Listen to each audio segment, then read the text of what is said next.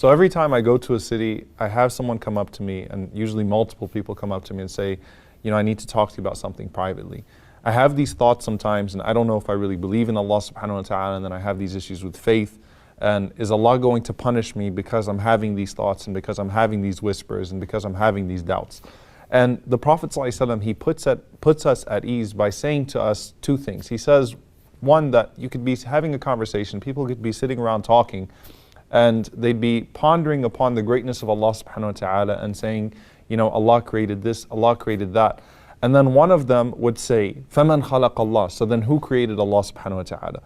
And that's a hadith in Sahih Muslim. And the Prophet ﷺ, he also said in another hadith in Sahih Muslim that a person might be actually contemplating, doing tadabbur and tafakkur, actually reflecting and contemplating on the creation of Allah subhanahu wa ta'ala, and feeling this high point and saying, who created this? And you would say, Allah subhanahu wa ta'ala, and you're admiring the creation of Allah subhanahu wa ta'ala.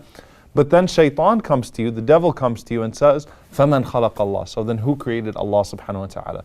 The Prophet ﷺ, he says in both of these ahadith that when you start to have that thought, when you start to have those whispers of مَنْ خَلَقَ اللَّهِ, who created Allah subhanahu wa ta'ala, he said, quickly say, آمَنْتُ بِاللَّهِ, I believe in Allah subhanahu wa ta'ala. By doing that, you do away with the thoughts of Shaitan, by the whispers of Shaitan, and you reaffirm your faith in Allah subhanahu wa ta'ala.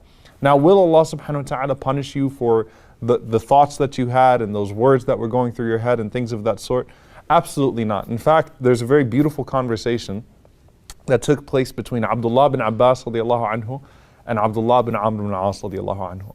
And Abdullah bin Amr, he asked Ibn Abbas, he said, what is the ayah in the Quran? Essentially, what's your favorite ayah in the Quran? The ayah that is arja ayah, the ayah that gives the most hope to this ummah. And Ibn Abbas said, well, what's yours? And Ibn Amr, he said, قُلْ يَا عِبَادِيَ الَّذِينَ أَسْرَفُوا عَلَىٰ أَنفُسِهِمْ لَا تَقْنَطُوا مِنْ رَحْمَةِ اللَّهِ. Say, O my servants who have transgressed against themselves, do not despair from the mercy of Allah subhanahu wa ta'ala. Allah forgives all sins. So Ibn Amr is someone, when you look through his life, is someone that was prone to despair and things of that sort. And so this is something that gives him hope, and it gives many people hope, knowing that Allah subhanahu wa ta'ala will forgive all sins.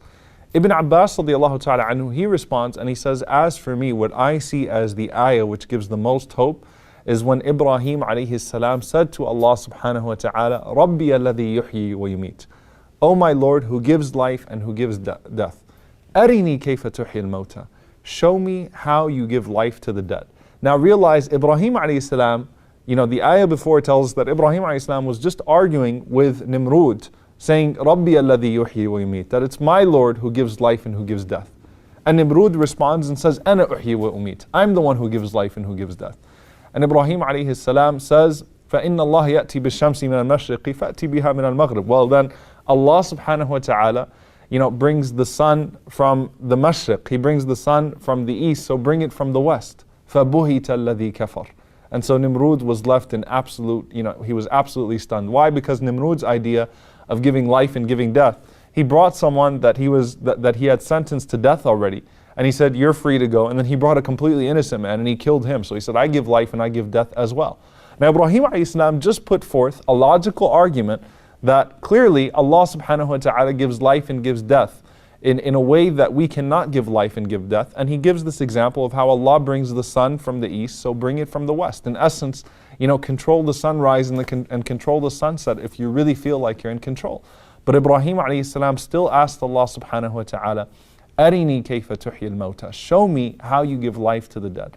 Now Allah subhanahu wa ta'ala said, أَوَلَمْ تُؤْمِنْ? Will you not believe? قَالَ بَلَى وَلَكِنْ لِيَطْمَئِنَّ قَلْبِي. He said, I fully believe, but this would put my heart to rest.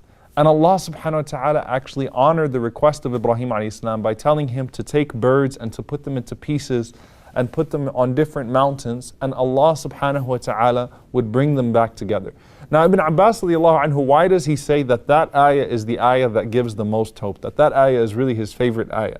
Because Rasulullah sallallahu alayhi wa sallam, he commented on that ayah by saying, نَحْنُ أَحَقُّ بِالشَّكِّ مِنْ إِبْرَاهِيمِ. We have more right to doubt than Ibrahim alayhi salam. Now, is this hadith of the Messenger ﷺ suggesting that Ibrahim ﷺ had a doubt in Allah subhanahu wa ta'ala, that he doubted Allah in any way? No, because Ibrahim said that I believe. But لِيَطْمَئِنَّ قَلْبِي, this would increase my iman, this would increase my faith if you showed me how you do it, O Allah. And so the Prophet ﷺ is telling us, as Ibrahim ﷺ asked Allah subhanahu wa ta'ala for that, and Ibrahim ﷺ wanted his heart to be put at ease, we also as human beings at times want to be put at ease.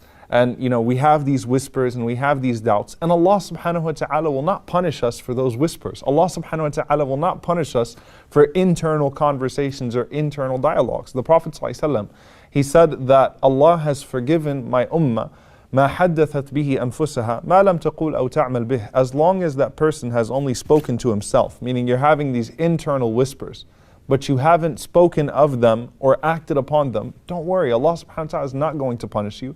These are whispers clearly from the shaitan to take you away from Allah subhanahu wa ta'ala.